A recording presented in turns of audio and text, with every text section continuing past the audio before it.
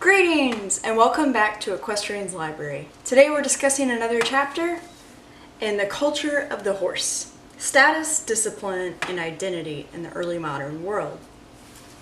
Today we're going to look at a chapter discussing the devaluation of the horse in England as a status symbol. The title of this chapter is Chapter 3, Shakespeare and the Social Devaluation of the Horse. Pretty simple. By Bruce Boer, that's Boehrer. And he makes a very solid and well-reasoned case using Shakespeare's plays to show that at that point in the 1500s, chivalry was going out the window and being replaced by other forms of showing your social prominence and status. And he argues that that reflects in the plays and how characters in the plays equate chivalry and good horsemanship with the other, with someone who is not British.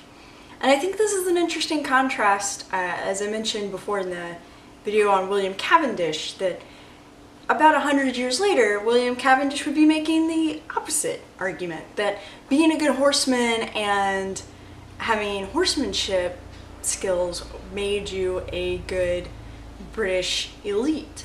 And perhaps it was some of the other social expectations and class structure that went along with chivalry that made it so unfavorable in Shakespeare's times.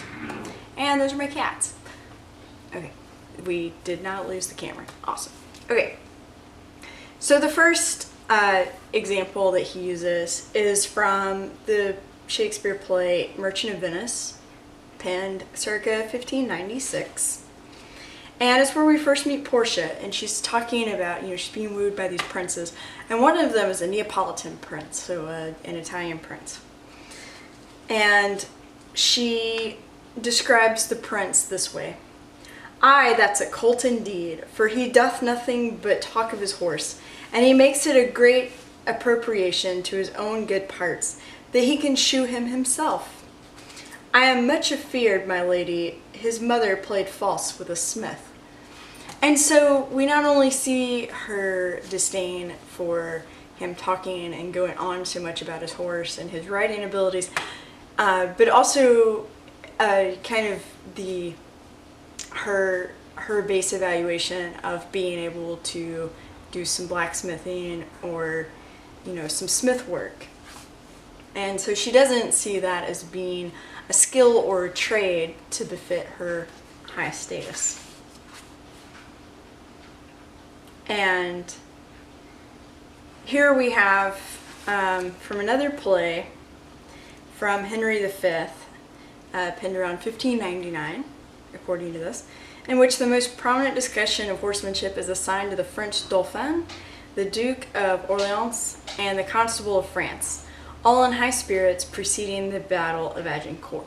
So here again, our Frenchmen, not Englishmen, and he rather makes fun of them for going on about their horsemanship. So the Dauphin, nay, the man hath no wit that cannot, from the rising of the lark to the lodging of the lamb, very deserved praise on my palfrey.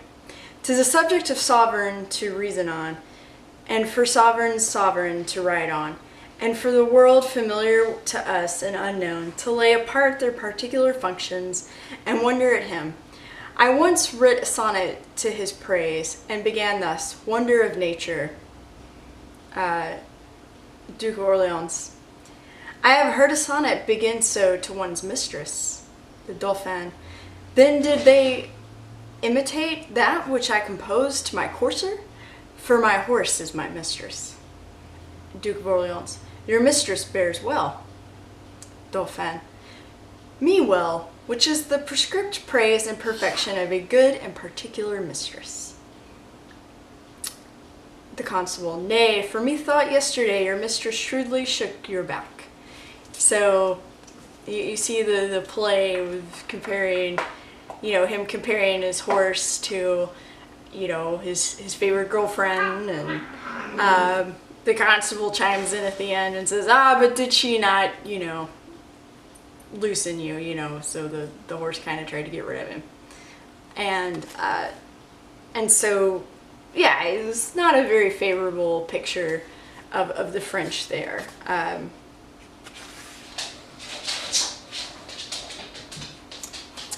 And another example he uses is looking at the character Hotspur from the play Henry IV. And in this case, and so he sets it up. When his wife inquires, "For what offense have I this fortnight been a banished woman from my Henry's bed?" Her question initiates a lengthy parallel between women and horse, reminiscent of the Dauphin's banter with Orleans. "So, lady, what is it carries you away?" And Hotspur answers, "Why, my horse, my love, my horse." The lady, "Out, you mad-headed ape! A weasel hath not such a deal of spleen as you are tossed with." Hotspur, "Away, away, you trifler! Love, I love thee not, I care for thee, Kate. This is no world to play with mammoths and to tilt with lips. We must have bloody noses and cracked crowns, and pass them current too. God's me my horse. Come, wilt thou see me ride? And when I am a horseback, I will swear I love thee infinitely."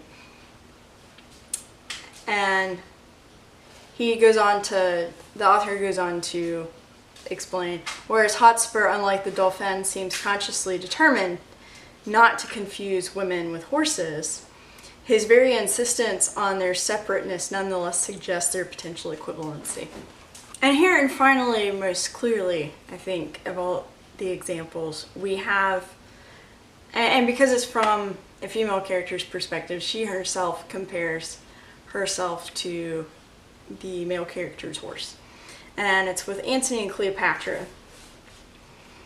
And here we have Cleopatra saying, "Oh, chairman, where thinkest thou then Antony is now? Stands he or sits he, or does he walk, or is he on his horse? Oh, happy horse, to bear the weight of Antony." And yet, later, we see Antony describing his own horse, and it says, "And soberly did mount an arm-gaunt steed, who neighed so high, that what I would have spoke was beastly dumbed by him." And so you have this loud, kind of skeletal, sinewy animal come to actually bear Antony. And so it's quite a contrast between Cleopatra's desire, as double entendre, oh, a happy horse, to bear him. And yet, when we actually see Antony getting on the horse, it's not a majestic image. And so again and again, Shakespeare makes horseback riding, a bit of a joke and, a bit macabre even, with the Antony Cleopatra excerpts. And so the author concludes with a rather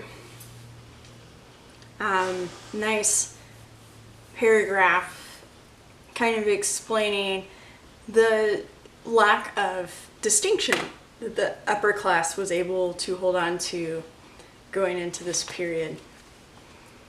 And so I'll just share his closing paragraph with you. It's very well written. "As for Shakespeare's England, it seems to have lain no closer to the realm of heroic chivalry than did Egypt or Rome. Instead, Shakespeare's homeland provided him and his contemporaries with a heroic vocabulary whose key signifiers registered the very remoteness of the chivalric values to which they ostensibly referred.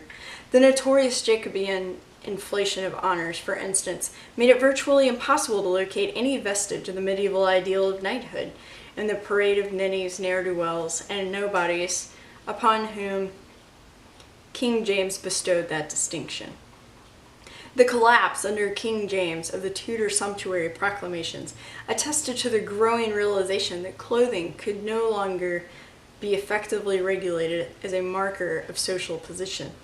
Likewise, as prosperous merchants and citizens dressed like their betters, the Jacobean peerage seemed increasingly to degenerate into comic dauphins, or, in the case of an Essex, a Somerset, or a Buckingham, into scheming Iagos. In the process, their horses, too, partook of the general transformation, surviving in Shakespeare largely as markers of a lost social semiotic. And so perhaps when we see William Cavendish 100 years later making a very different argument and championing the equestrian skills of the British elite, perhaps what we're seeing is a cycle of what makes people of high status. And in anthropology, we see this a lot. In the Victorian era, funerals became these big, elaborate things. People had glass carriages, and the horses had big plumes with feathers on them and everything. And as soon as the middle to lower class could start to rent these things and afford to bury their dead that way, the upper class Victorians, towards the later half of the period, looked upon that and went, oh, how tacky. And it changed and became a very almost stoic looking procession, and very simple. And so again and again in societies we see this cycle of kind of like this build up and then a fall, once people of lower status are able to acquire the status symbols. All of a sudden you need something else to show that you're high status. And so apparently in the late 1500s you start to see that with horses. In England, I've been equated with chivalry, something that's very medieval, and associated with, peasants and knights and the landed gentry having armies, in which, as England progressed, the crown got very less okay with that. If it's shaking, I apologize, that was my cat. And so, but then by the, around the time of the Revolution, and then you have the Revolution, and it's more, we've come back around to being able to have horses, is my conclusion, or what I'm getting from these two chapters in particular. The one on William Cavendish by Karen Raber, and this one with William Shakespeare and the Horse by, I forgot his first name, Bruce Bower. So anyway, what do you think? Do you have similar observations? And do you think that the horse is a status symbol today? My argument has been it depends. And historically it has been, and sometimes continues to be. But I think in America it's become democratized a bit, especially with the development of the frontier and the amount of feral horses that have historically been available. But now we don't use them as much, and yet domestic horses actually are at a greater number than they were when we did use them as everyday transportation. So that's an interesting fact, and perhaps helps my case that it's become a bit democratized in America as to whether or not you can have a horse. So not so much a status symbol, though still quite a pricey hobby. no matter what you manage to pare down. Anyhow, what are your thoughts on this? And if you haven't already, you might check out this book if you can find it at the library. That would be awesome. Interlibrary Loan It, great program there. And I will catch you guys next time. Cheers!